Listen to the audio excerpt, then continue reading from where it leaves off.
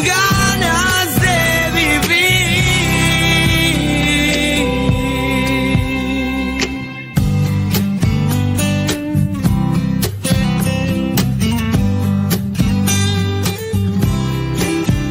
En el túnel del espanto todo se hace largo cuando se iluminará. Amarrado a su destino, va sin ser testigo de su lento caminar. Tienen hambre sus latidos, pero son sumisos y suenan a su compás.